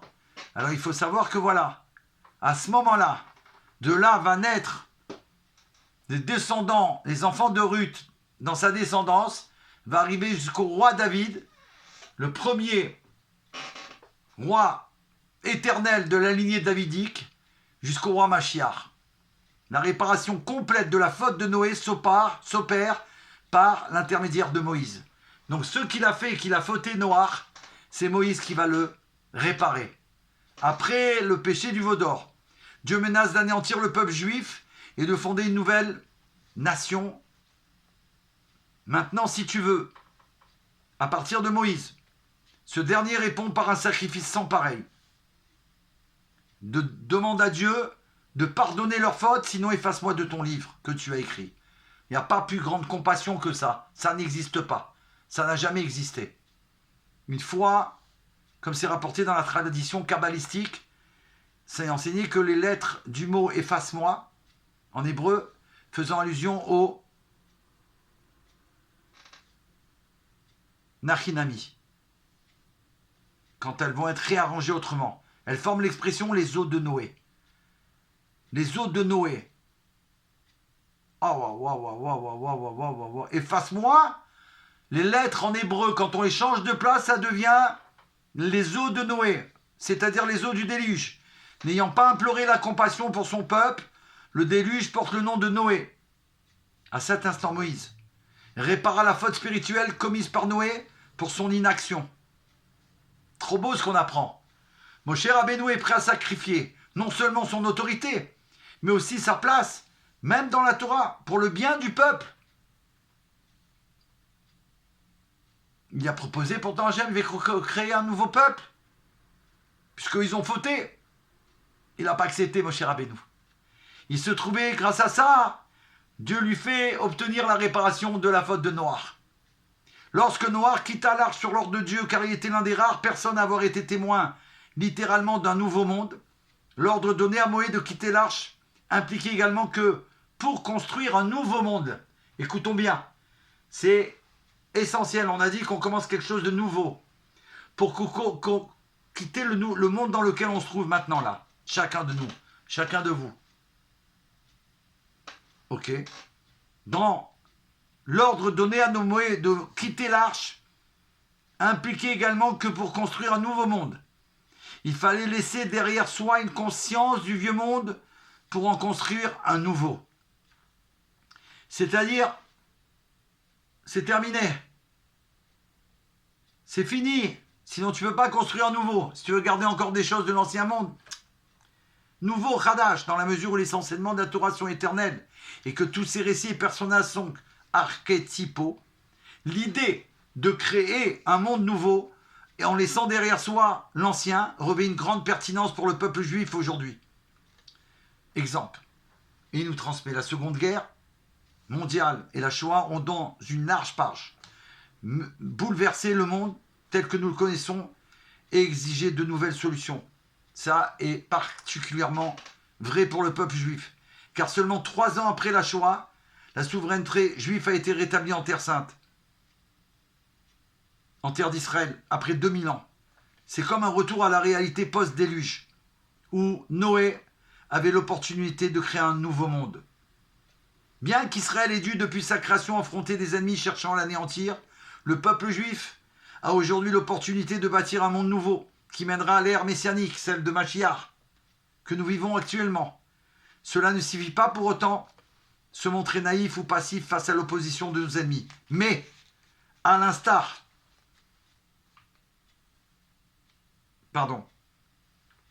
de la promesse faite par Dieu à Noé, après le déluge qu'il n'y aura pas plus jamais d'inondation, Israël est appelé à croire qu'un autre holocauste ne se reproduira pas et à poursuivre ses activités avec courage, de continuer en créant un monde nouveau, prêt pour la véritable rédemption.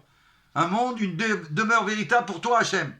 Le passage d'Isaïe concernant l'Esprit de Dieu, l'Esprit de sagesse et de puissance illustre le potentiel collectif du peuple juif à être une source de sagesse et une lumière pour les nations. Ce que nous faisons, Baruch Hachem, tous les mardis, depuis toujours.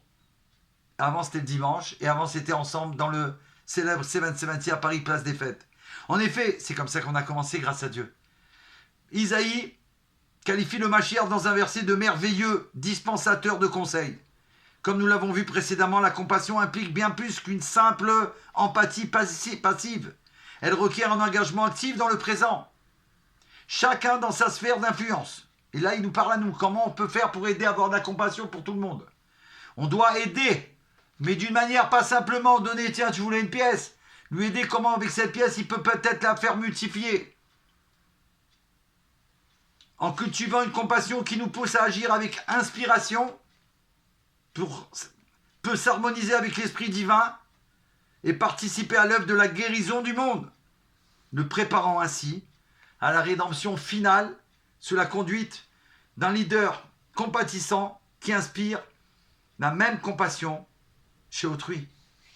c'était la Sikha du Rav Ginsburg, selon les enseignements du roi Mashiach. On a été émerveillés, Baruch Hashem, de savoir que nous pouvons et nous devons devenir ce leader. Chacun dans son monde personnel. Alors là, on a déjà 1 heure de cours. On avait dit que dans la deuxième partie, Bezrat Hashem, que nous allons faire immédiatement. Bien sûr, on va faire une petite pause géoulatique. Alors là, vous ai donné la possibilité, je redis, bon, je demande, mais ça c'est si vous voulez bien, attention, il n'y a aucune obligation, de partager, d'approfondir avec ce qu'on va dire maintenant pour développer tout ce cours qu'on a fait selon la version Géoula, avec l'aide de Dieu, de pouvoir en direct, live, transmettre ce que vous ressentez, mais qui est complètement, surtout je demande à chacun, sinon je ne réponds pas directement, c'est très simple, je ne pourrais pas répondre pour ne pas même perdre de temps, parce qu'on n'a pas beaucoup de temps. Là on a à peu près 25 minutes maximum, 20-25 minutes. Les Chaim, on continue pour la Géoula, j'espère que vous êtes là, que vous êtes d'accord, et qu'on partage cette Géoula ensemble.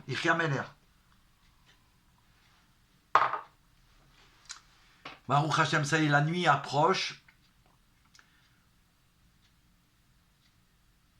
Ah bah c'est incroyable, puisqu'à 9h20, exactement, c'est à l'heure où on fait Arvit chez nous, dans notre communauté au Bet Rabad.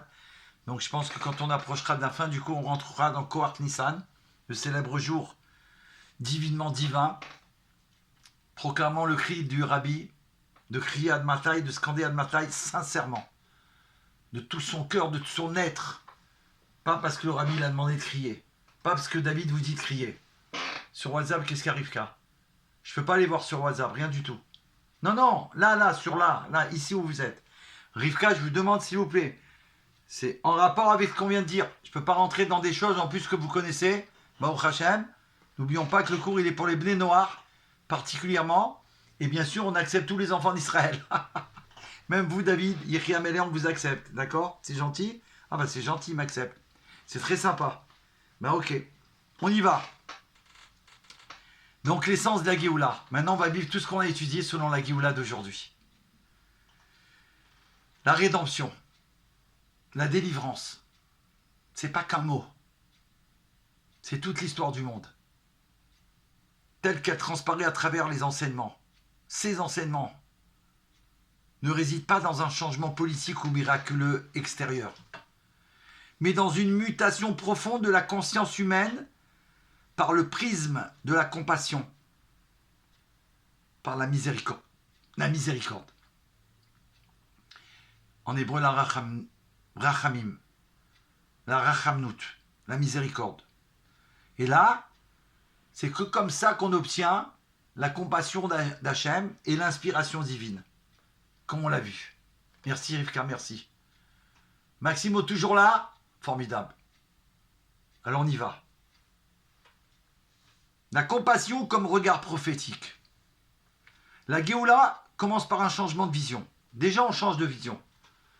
Ça veut dire que ça, il va falloir l'adapter dans ma vie de tous les jours. Tout à l'heure, demain, quelqu'un il vous appelle, on vous transmet un message.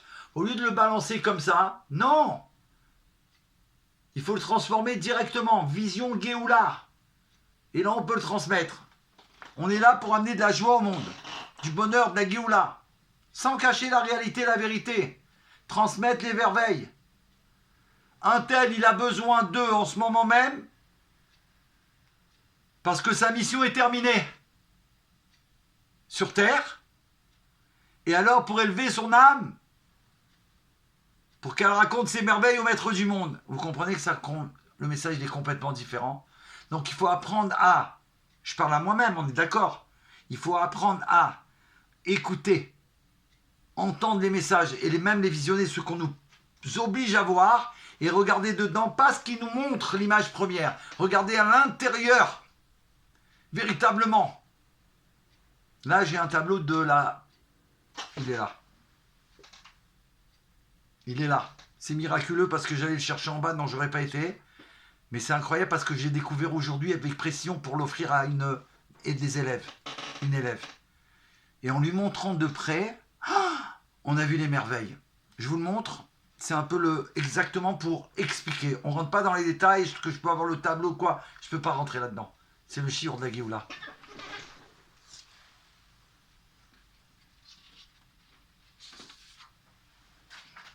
Voilà, c'est le visage de la Rebbetzin, l'épouse sainte du Rabbi Roi Mashiach. Le Rabbi, il a dit lui-même, seul Dieu sait qui elle est. Donc je ne sais pas ni dire elle est grande, elle est très grande, elle est la plus grande. Pas du tout. Seul Dieu il sait. La Rebbetzin.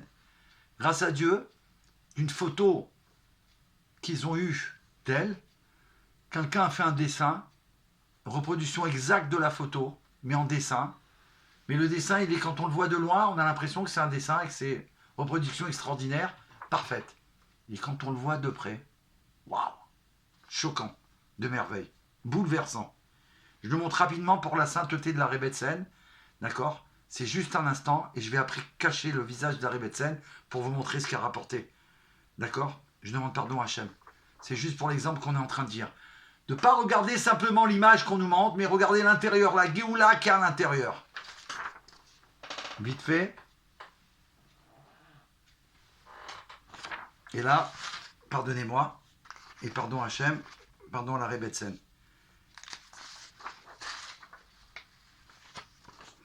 De près, voilà, en cachant son visage saint, regardez bien.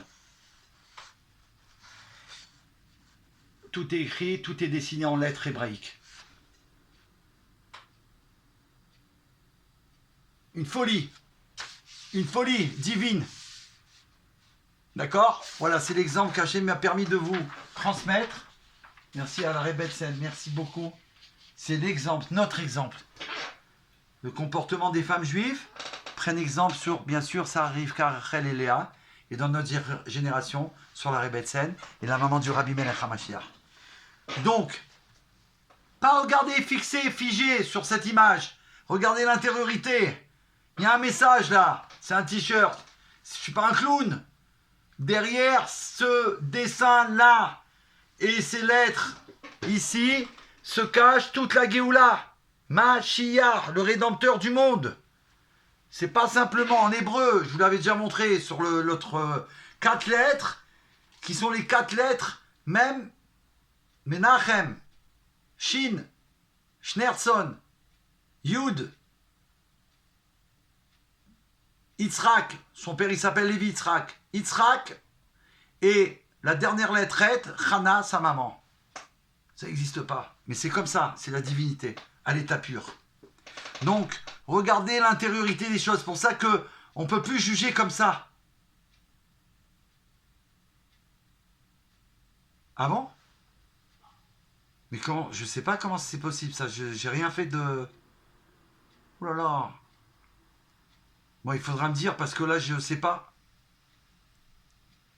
Je sais pas, il faut que je trouve comment ça s'est fait parce que je sais même pas encore.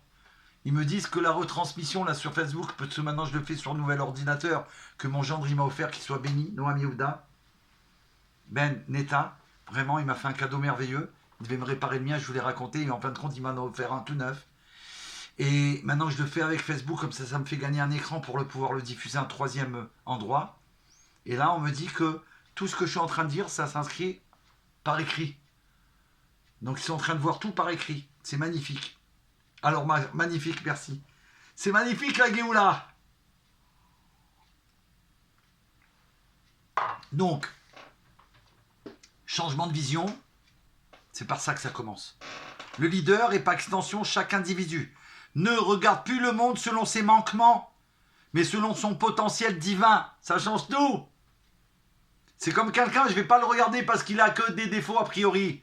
En vérité, que la Chassidut dit, si tu les as vus chez lui, c'est que tu les as. Mais regardez toutes ses qualités et son potentiel divin.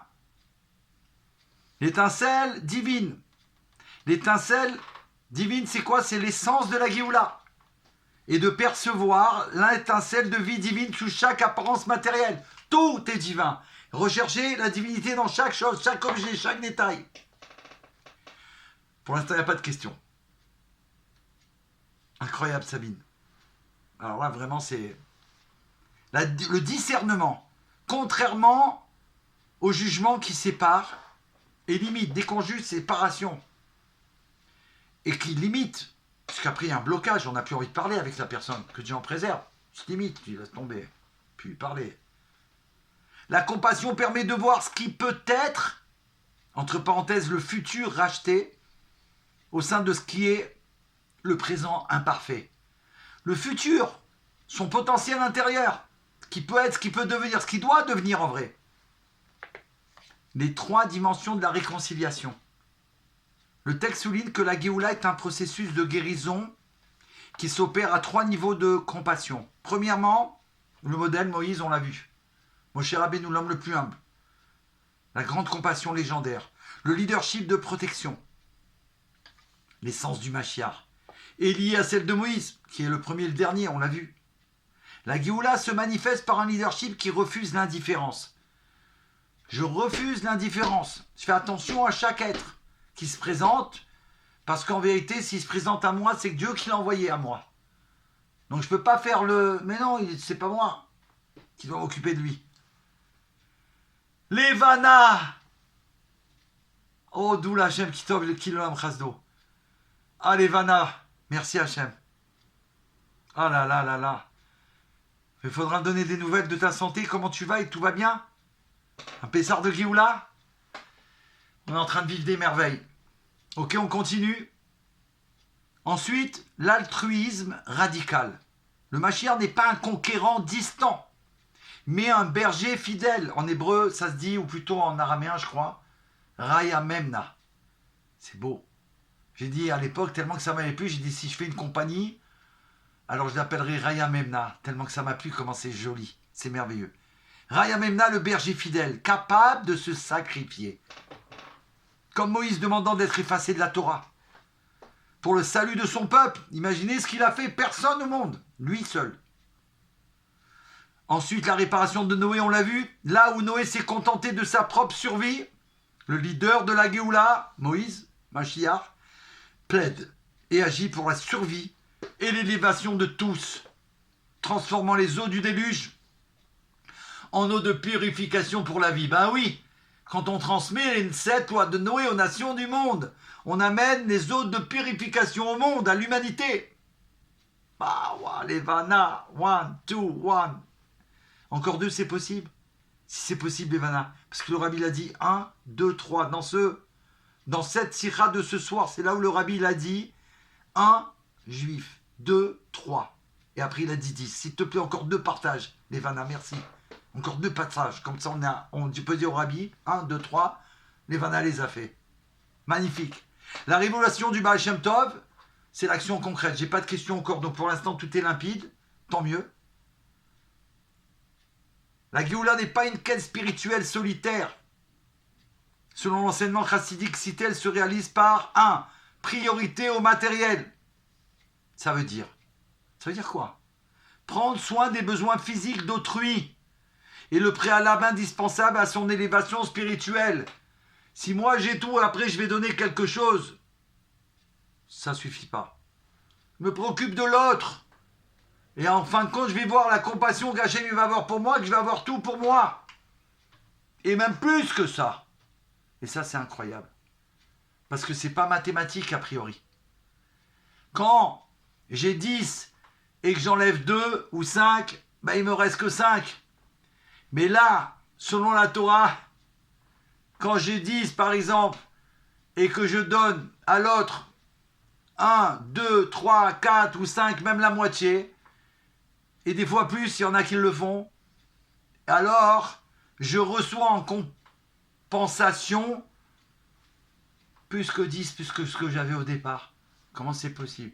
Non seulement j'ai acquis le mérite d'avoir fait la mission telle qu'il faut, et plus au-delà des merveilles, mais en plus, ça veut dire j'ai donné, je dois avoir moins, et j'ai plus qu'avant. Et pourtant, tout ce que j'ai donné, ça a été donné. Il en a profité, il a fait son CDR, il a reçu pour ça, et il a fait ça. La priorité au matériel. Prendre soin des besoins physiques de l'autre. La compassion active, un acte de bonté. La tzedaka. Là, on comprend la puissance du message du Rabbi à la CNN aux journalistes. C'est pas possible. Comment le Rabbi, qui est le roi Mashiach, qui est dans son endroit, Mais bien sûr, Rivka.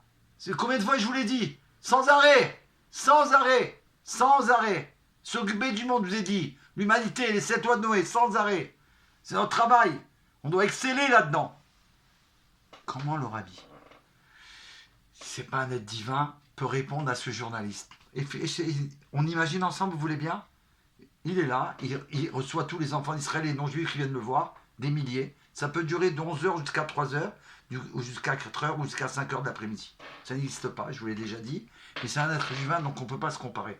Il est debout, il boit rien, il mange rien, et il ne bouge pas, jusqu'à la fin de recevoir tout le monde. Une fois, le grand Rav Eliaou Shlita, le grand rabbin d'Israël, venu voir le Rabbi Melech HaMashiach à New York. Il est venu plusieurs fois. J'ai trouvé les bananes, Baruch Hashem. Ah, 122. Il en manque un. Sabine, il faut l'aider, s'il te plaît. Donne-lui un. Il faut qu'elle partage un 3. Encore un. Comme ça, on a 1, 2, 3. 1. Sabine, il faut se bouger, là. Merci. Alors, qu'est-ce qui se passe? Donc, Harry Surim, le grand rabbin d'Israël, le Rav Mordechai Eliaou Shlita, fou d'amour pour le rabbi, qui l'a encouragé et a obéi au rabbi, a fait savoir que c'était le prophète de la génération et le Mashiach. Il a dit que quand une fois il est venu et que c'était pour la distribution du dollar, il a dit que le rabbi, que lui il a attendu que tout le monde passe devant le rabbi, ça a duré des heures. Et il a dit que quand lui il est passé, je ne sais pas si ça a duré des heures pour lui, hein. En tout cas, quand lui il est passé, il a fait savoir, après il a été interviewé par 2 fois, il a fait savoir qu'il a vu sur le rabbi aucune fatigue et qu'il a répondu à toutes ces questions de Torah. Lui c'est l'immense, le grand rabbin d'Israël, c'est un géant en Torah et en Kabbale et en tout. Il a dit que le rabbi lui répondait comme si qu'il avait les livres ouverts devant lui.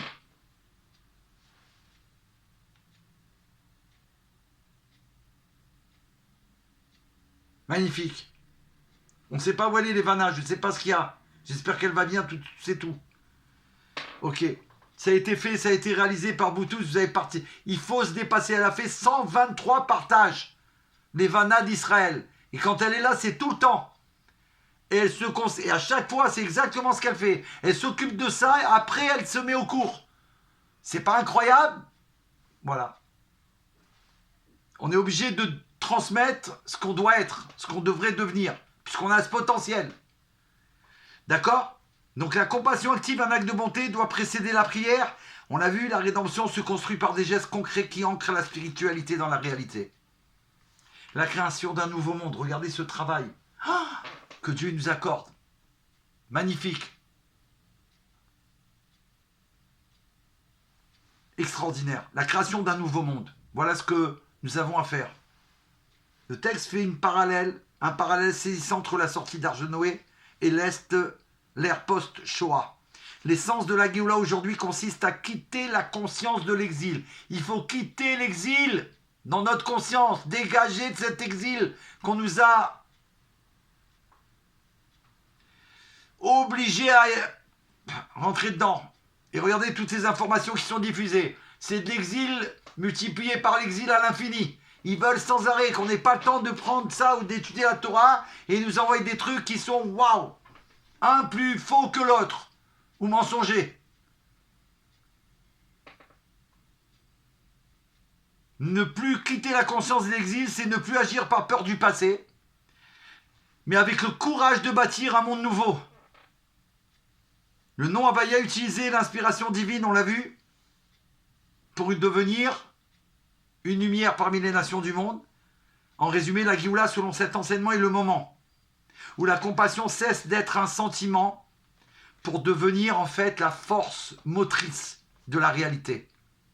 C'est l'état où l'humilité du leader et la reconnaissance de la divinité en chacun fusionnent pour guérir la fragmentation du monde. Comment peut-on visualiser tout cela avec la conscience de Mashiach? La compassion, comment peut-on la visualiser? cette compassion active dans l'élaboration d'un projet tourné vers l'humanité. Oh là là là là. Ah bah, au Hachem, que Dieu soit béni. Pour l'instant, on ne peut pas en parler vraiment, mais c'est en marche. C'est tout ce que je peux vous dire pour l'instant. C'est vraiment en marche. Le projet est en marche. Tourné vers l'humanité. Merci Hachem. Merci au Rabbi Melech HaMashiach. Et merci à son chalier, le Rav Gimbouch. Non, c'est pas le moment, c'est tout. Hein. Ne croyez pas que ça sert à rien.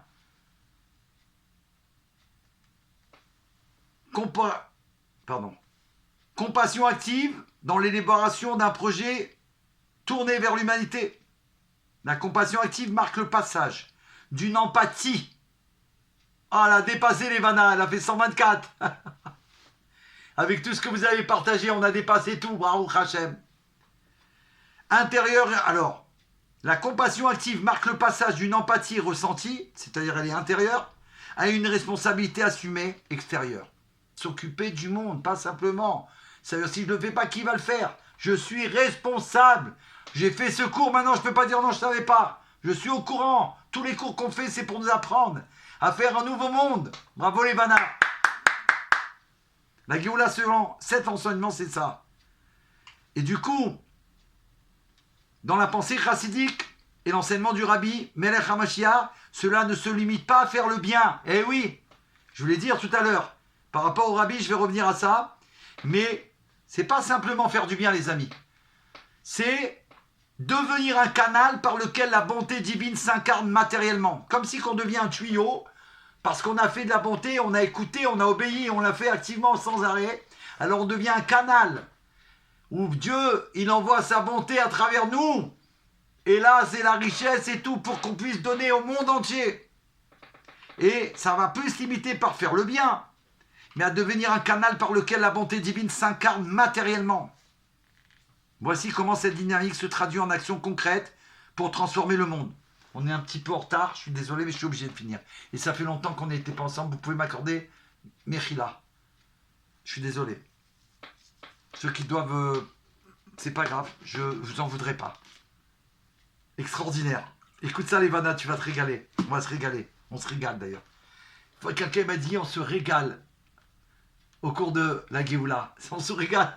C'est comme un... Oh, c'est un régal, c'est pas bon. C'est pas très bon. Oh, c'est un régal. Merci Hachem. Le Rabbi, une équipe vient au 770 de non-juifs. On l'a déjà dit, mais là on est en train d'étudier le cours. Il faut qu'on comprenne. Le Rabbi, il est dans les conseils à tout un chacun. Tout d'un coup, il surgit avec sa caméra au point. Il pose une question au Rabbi qui est dans ses conseils qu'il a donnés, mais le Rabbi, il est dans tout. Et seul lui peut, en tant que Mashiach, répondre. Mais au quart de tour, pas dire attendez, revenez dans une heure, je vous dirai, je vais voir sur ça GPT si je peux avoir une réponse, sur Gemini, ou sur ça, ou sur ci, ou sur là. Nous on est avec Bina pour la Géoula. Le Rabbi, c'est au-dessus de tout ça. C'est grâce à justement ses conseils, de transmettre toute la Torah cachée au monde entier depuis qu'il est Rabbi, que ça a amené le dévoilement de toutes les sources, comme on l'a vu et qu'on l'a étudié en long et en large, de toutes les sources d'en bas et d'en haut sur la terre. Et le Rabbi, il répond immédiatement. Avez-vous un message à transmettre à l'humanité? Qu'est-ce qu'il répond, ce qu'on vient d'étudier?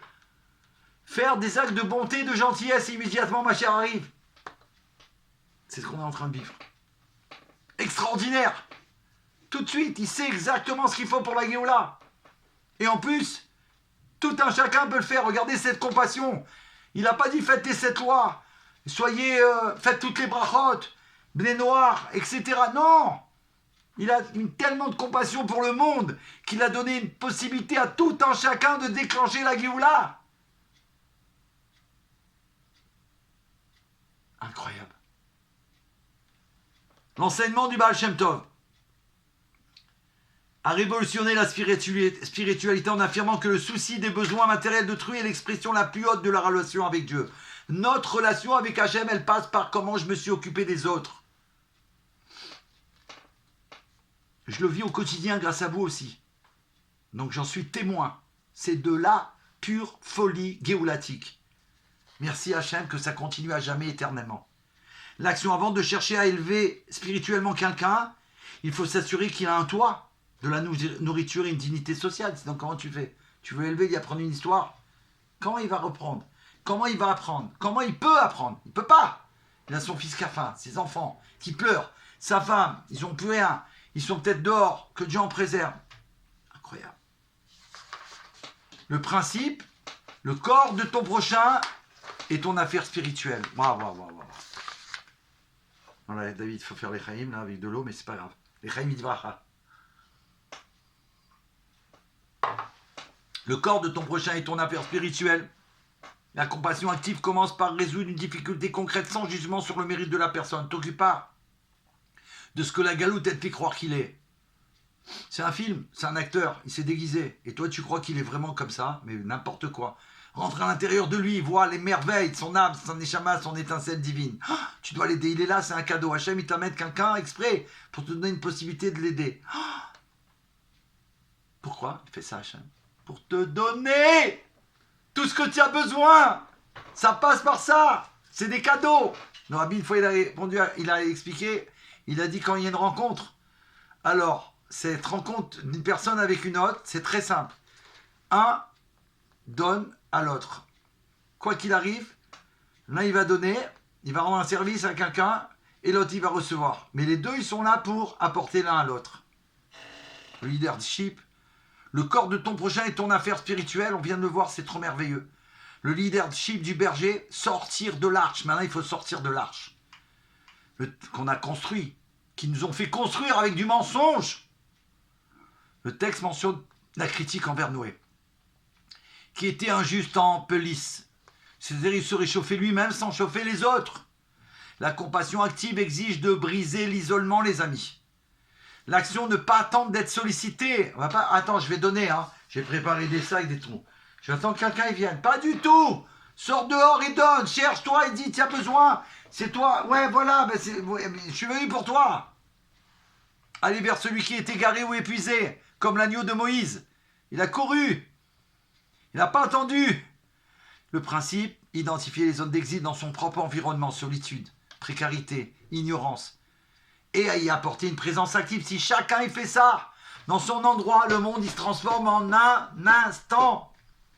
La transmission des valeurs universelles. La compassion ne s'arrête pas à la survie physique. Elle s'étend, et là c'est le tampon de la Géoula pour nous, pour notre cours des Bnei Noirs. Extraordinaire. Elle s'étend à la survie de l'âme et de la société. Diffuser une structure morale, comme les 7 lois de Noé, est un acte de compassion suprême. Suprême, au-delà des merveilles, de toutes les merveilles, suprême. L'action crée des outils pédagogiques, des livrets ou des espaces de dialogue qui offrent un sens et une direction à l'humanité. Voilà ce qu'il faut faire et ce qu'on est en train de faire et ce qu'on va faire avec vous, Bezrat Hashem. Le principe est éduquer.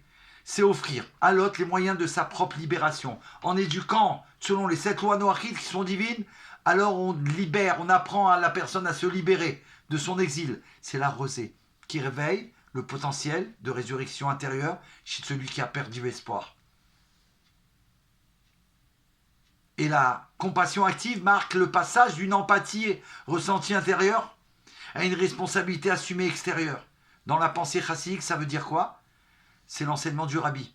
Cela ne se limite pas à faire le bien, mais à devenir un canal par lequel la bonté divine s'incarne matériellement. Alors, comment ça se traduit? Comme on vient de le voir, Baruch Hashem, quand on ressent la douleur de l'autre. C'est ça. Agir pour supprimer la cause de la douleur. Prier pour la paix dans le monde. Créer l'harmonie dans ses interactions quotidiennes. Attendre la Géoula, c'est quoi? Faire un acte de bonté. C'est pas attendre, c'est aller dehors et faire un acte de bonté, c'est ça, attendre la Géoula. Qui précipite la Géoula. Cet acte de bonté, le Rabbi l'a dit, ça précipite la Géoula. Se perfectionner soi-même. On ne peut pas rester des... C'est tout, j'ai appris ça et je ne bouge pas. Se perfectionner. Inspirer les autres à devenir des leaders. Sois un leader, tu vas leur donner envie. Ils t'ont connu avant et ils te voient devenir un leader. Ils te disent comment tu as fait? J'ai suivi l'enseignement du Rabbi Melech HaMashiach. par son chaliar, le Rav Ginsbourg Amalar, qui nous a transmis par qui? Chaliar du Rabbi Yechiel Meller. C'est pas possible. Quoi? T'as écouté, t'as fait, c'était devenu leader? Mais oui! Et j'ai formé des élèves, et je vais te former à toi aussi. Chaque acte de compassion concrète est une étincelle qui répare la fragmentation du monde, on l'a vu, c'est-à-dire le tikkun, la réparation du monde. Lorsque, et là on termine, waouh!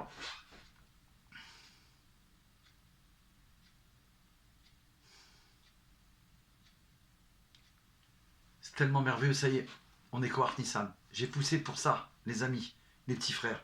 On est rentrés dans Kohar Nissan ensemble. Avant avec mes frères, avant avec vous les Bnei Noirs. Kohar Nissan, le cri des nations du monde, qui ont soif, qui ont faim de Géoula, qui ont faim de la Torah, et que nous donnons et nous abreuvons grâce au Rav Ginsbourg Amalar, grâce au roi Mashiach, quelque chose d'incroyable. Donc lorsque ces actes deviennent une habitude collective, eh oui, ils ne se contentent pas de préparer la rédemption, ils constituent la rédemption elle-même en train de se dévoiler. Partout on va faire ça, on va apprendre, on va transmettre, on va expliquer, on va libérer les gens, on va élever les gens, c'est ce que nous faisons déjà. Baruch Hashem. En travaillant sur des projets qui unissent l'éthique universelle et la sensibilité humaine, on ne fait pas qu'écrire des mots. On installe les fondations d'un nouveau monde où la présence divine est visible à travers la bienveillance humaine. Yechi, Adonenu, Morenu Verabenu Melech HaMashiach L'Olam Vaed. Vraiment merci Hachem. Je savais que ça allait être merveilleux. Kohar Nissan, le cri des enfants d'Israël qui transmettent aux nations du monde la parole du Dieu vivant, transmis au mont Sinaï, à son serviteur le prophète Moshe Rabbeinu, jusqu'à traverser tous les exils. Depuis la Torah, 3337 ans se sont écoulés. Et la parole divine transmise à Moshe Rabbeinu a traversé tous les exils pour arriver là dans la dernière génération. Celle qui est considérée dans la Torah paraît celle qui est la réincarnation de ceux qui étaient avec Moïse, Moshe Rabbeinu. Donc, si nous étions avec Moïse, vous aussi, vous étiez à cette époque-là. Alors, peut-être que vous étiez aussi ceux qui étaient, on appelle peut-être, je ne sais pas, le Erev Rav, et vous êtes là aussi peut-être pour rectifier ce qu'il y avait eu à l'époque. Et là, c'est ce qu'on fait. Et c'est ce qu'on a fait. Et donc, on transforme, et on a transformé l'obscurité en lumière. Donc là, Géoula, c'est magique ce qui se passe. C'est plus que magique, c'est merveilleux. Donc, Baruch Hashem, parce que on vit cette Géoula. C'est pas simplement des mots, c'est ce qu'il a dit. C'est pas simplement des mots qu'on écrit. Bien qu'elle m'a dit pour la première fois, je sais même pas comment ça s'est fait, puisque je sais même pas comment ça s'est fait. Elle m'a dit que tout ce qui a été transmis ce soir, c'est retransmis par écrit. C'est pas que des mots. On est en train de le vivre ce soir. Et on va le partager parce qu'il faut réveiller, sauver, libérer le monde entier, Baruch Hashem. Encore une bonne action de bonté, de gentillesse. Quand on partage, c'est ça qu'on fait. On ne sait pas chez qui ça va atterrir. Et celui-là, il va être sauvé, il va sauver sa famille. Et il va devenir un leader pour la Géoula, grâce à vous, mes amis, les petits frères de la Géoula, les Bnei Noirs, et les grands frères chéris, nés Israël, tous chéris d'Hachem, tous vous, Baruch Hashem. Soyez bénis, on se retrouve jeudi pour le Fabricant de Gimel Tammuz. Les Vanna, demain soir, Rivka, je fais un cours aussi, un Fabricant, ceux qui veulent aussi le suivre, bien sûr. On m'a invité pour le cours des princesses de la Géoula dans le 19e. Donc ça va être extraordinaire, Bezrat Hashem. Et c'est ceux qui voudront suivre, je vais le faire en live. Comme j'ai déjà fait là-bas, ça fonctionne. Donc certainement, on se retrouve demain. Mais avant ça, il y a demain, il y a jeudi soir, mais avant ça, tout de suite, immédiatement, Ad Mosai. Ad Mosai, pas simplement parce que le Rabbi a dit de crier. On doit crier et demander à Hachem, s'il te plaît Hachem, la promesse que le Rabbi Melech HaMashiach il a fait de libérer le peuple juif, ses enfants chéris et toute l'humanité par son Mashiach, qu'elle se réalise immédiatement. Amen. Hi Adoneinu, Morenu, Rabbeinu, Melech HaMashiach L'Olam Vaed. Hi Adoneinu, Morenu, Rabbeinu, Melech HaMashiach L'Olam Vaed. Hi Adoneinu, Morenu, Rabbeinu, Melech HaMashiach L'Olam Vaed. Je me permets, avec votre permission, avec mon papa qui est là, quand je fais le cours, il est là à côté, avec son fils de la Géoula. Voilà, c'est lui qui m'a mis au monde avec ma maman, qui soit béni à jamais éternellement, m'avoir mis au monde. Merci Abba pour faire ce que le Rabbi demande. Merci, tout te revient à toi et à maman pour l'éternité. Voilà. Yechiel Meller. Retzoneinu lirot et malkeinu now. Il faut avoir 3 mamans pour éteindre les 3 états. David, il faut pas te mélanger les pattes. À bientôt. Mashiach now. Now, now.